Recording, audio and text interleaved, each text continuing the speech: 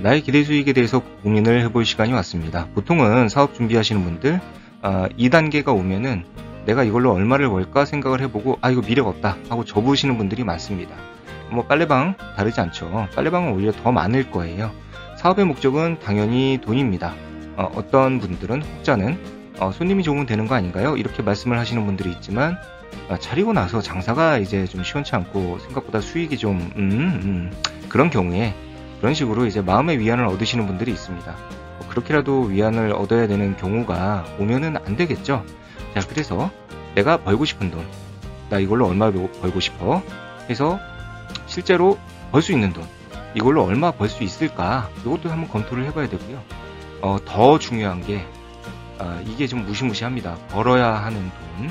빨래방 사업은 매출 자체가 크지 않은 사업입니다. 그래서 작은 매출에서 수익률은 좋기 때문에 작은 매출에서 얼마 뽑아갈까가 중요한데, 벌어야 하는 돈을 계산을 잘못하시면 나락 갈 수 있습니다. 나락. 나락, 지옥이죠, 지옥. 지옥을 갈 수 있기 때문에 이 과정은 한번 좀 보시고 같이 좀 검토를 하셨으면 좋겠네요. 자, 내가 벌고 싶은 돈과 벌 수 있는 돈의 차이에 대해서 알아보도록 하겠습니다. 우리는 항상 이제 희망과 기대를 품고 살아갑니다. 아름다운 단어죠. 희망, 기대, 호프. 우리 그 제일 첫 페이지에도 호프 이렇게 나왔죠. 하지만 현실은 뭐다? 현실은 언제나 시궁창. 그렇습니다. 우리 기대만큼 나오지 않죠. 그래서 자, 여기 기대 수익을 한번 뽑아봤어요. 이 데이터는, 지금 나오는 데이터들은 제가 실제 운영하시는 점주들 200 한 몇십 명 대상으로 한번 설문을 진행을 해봤던 그 데이터예요. 그래서 창업을 하시려는 분들의 사정과는 좀 맞지 않을 수가 있죠. 실제 운영하시는 분들 데이터니까. 자, 그래서 보시면은 제일 많은 거는 이제 300에서 400선을 기대를 제일 많이 했다, 이렇게 말씀을 하십니다. 운영하셨던 분들 기준이기 때문에 기대를 했었다, 이렇게 말씀을 하시는데 아마도 한 요 정도 선을 기대를 많이 하지 않으셨을까 싶습니다. 실제 창업하시는 분들을 이제 만나보면 400에서 500선 정도 얘기를 많이 하시죠.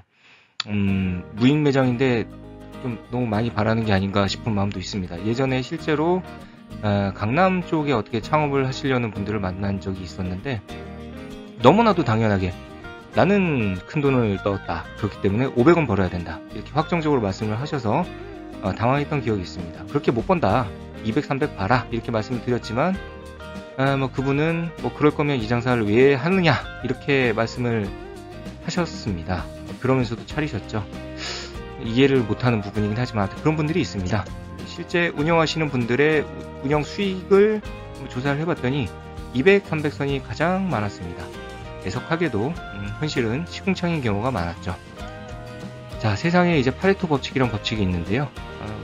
그냥 갖다 붙이기 나름인 법칙이긴 합니다. 결과론적인 거를 해석할 때 많이 쓰는 법칙이고, 제가 별로 좋아하진 않는 결과론적인 얘기들이죠. 20%의 소수의 사람들이 전체 수익의 80%를 독식하더라, 이렇게 말을 합니다. 승자 독식에 대한 얘기를 할 때 많이 얘기를 하죠. 맞는 얘기죠. 대부분 이런 경향이 좀 있습니다. 빨래방도 그런 경향이 있죠. 그래서 그래프를 이제 선을 그어보면 80% 라인이 이렇게 있죠. 자, 한 300, 400인데 거의 끄트머리에 있으니까 400 정도라고 보시는 게 좋죠. 내 매장이 400 이상의 순이익이 난다, 모든 걸 다 떼고 순이익이 400 정도 난다 하면은 사장님들의 매장은 괜찮은 매장이에요. 좀 장사가 잘 되는 매장인 거고, 이 이상 쭉 이제 가죠. 여기 2000 이상 미친 사람들도 있네요. 미친 사람 맞습니다. 미친 사람이죠. 이렇게 안 나와요. 나올 수가 없습니다. 한계라는 게 있기 때문에. 자, 그래서 실제 운영 수익과 기대 수익을 딱 합쳐보니, 그래서 이런 이제 차이가 납니다. 현실은 시궁창이기 때문에 이런 차이가 나는데, 참 이게 운영하시는 분들이 실망을 하는 그 구간이라고 할 수 있습니다. 기대보다 작게 나온다, 이렇게 실망을 하는데, 실망만 나오면 다행이죠. 여기 이 뒤쪽에 요런 이제 공간이 있습니다. 실망스러운 결과에다가 이제 기대보다 수익도 작은 공간, 이 구간은 바로 실제 운영하신 분들의 고통의 구간이 되겠습니다. 그래서 우리는 이 실망과 고통을 좀 최대한 줄일 수 있는 방향으로 창업을 준비하시는 게 좋겠죠. 자, 내가 벌고 싶은 돈과 벌 수 있는 돈도 중요하지만 장사를 하다 보면 반드시 벌어야 하는 돈이 굉장히 중요하다고 할 수 있습니다. 특히나 대부분의 사업자들이 임대를 해서 사업을 하기 때문에 그분들에게는 이게 아주 크리티컬하다고 할 수 있죠.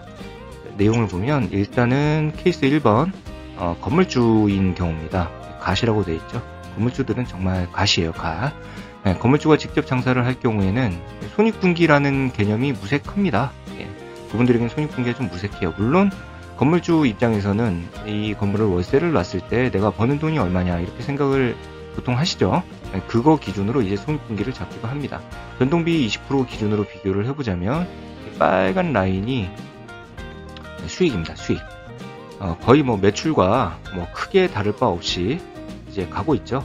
그래서 이 부분의 어디쯤인가 이제 내 월세가 딱 꽂힌다. 월세가 이 정도다. 딱 하면은 거기가 바로 그분들 기준의 손익분기점이 된다고 할 수 있겠죠.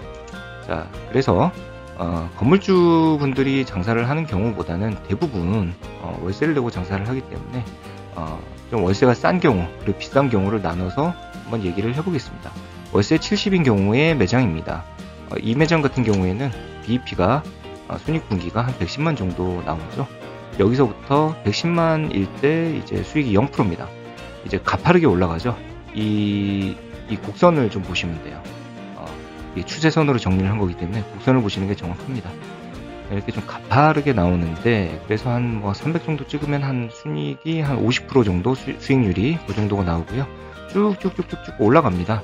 매출이 커질수록 수익률은 좋아지는 구조입니다. 모든 사업이 그렇겠지만 빨래방도 마찬가지죠.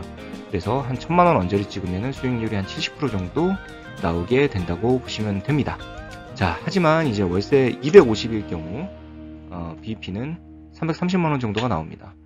여기는 뭐 월세랑 뭐 40만원 차이가 나는데 여기는 왜 월세랑 뭐 한 100만원 가까이 차이가 나느냐 이렇게 말씀을 하실 수가 있지만 당연하죠.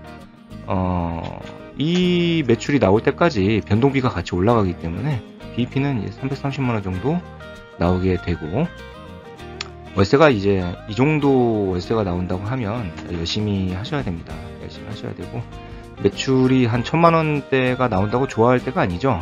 매출 1000만원대가 나와봐야 뭐 수익이 한 500 언저리 그 정도입니다. 500 언저리고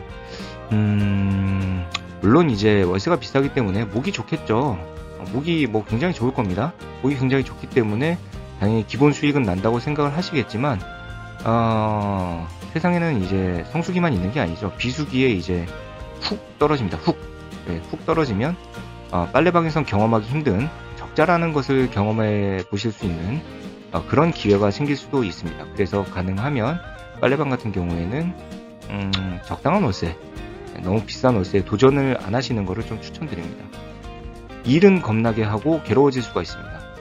매출이 이렇게 쫙 이렇게 올라가면 아무리 무인 장사라도 신경 써야 될 부분이 굉장히 많아지기 때문에 그런 것까지 고려를 하면 이 장사는 월세가 비싼 곳에 하기에는 좀 적합하지 않은 장사입니다.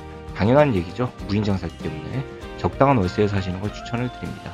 수익률도 굉장히 좋지가 않아요. 1000만원을 찍어도 수익률이 한 50% 정도밖에 안 나오기 때문에 좀 그렇습니다.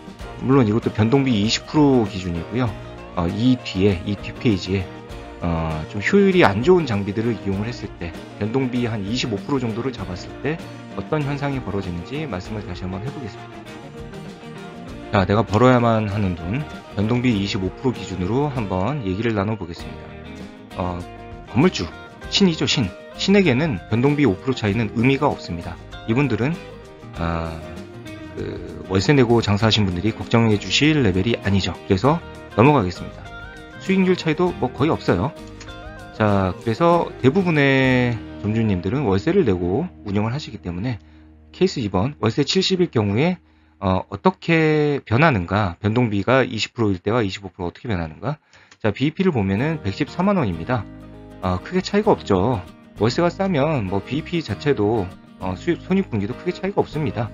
월세가 싸고 이제 손익분기에 도달할 때까지 매출이 좀 크지 않기 때문에 크게 차이가 없고요. 대신에 이제 수익률 자체가 이 이후에 수익률 자체가 조금 떨어진다고 할 수 있죠. 자, 그렇지만 이제 지옥이 시작되는 것은 이제 월세가 이제 비쌀 경우 월세가 한 250이라고 치고 BEP를 뽑아 보면은 BEP가 한 360만원 언저리가 나옵니다. 별 차이 없는 거 아니냐, 뭐 이렇게 말씀을 하실 수 있죠. 앞에는 이제 변동비 20%일 경우에 330만 원이었으니까. 하지만 360만 원 언저리면은 30만 원 차이면은 작은 차이가 아니죠. 우리 장사에서는 굉장히 좀 힘들어집니다. 그리고 중요한 것은 이 이후의 수익률이 좀 많이 낮아지죠. 뭐 매출 1000만 원을 찍어도 1100만 원인데 매출 1000만 원을 찍어도 수익률은 한 45%? 그 정도 수준으로 떨어지게 됩니다. 열심히 일을 해서 건물주와 손님들 좋은 일을 시키는 격이기 때문에 적당한 월세 다시 한번 강조드립니다.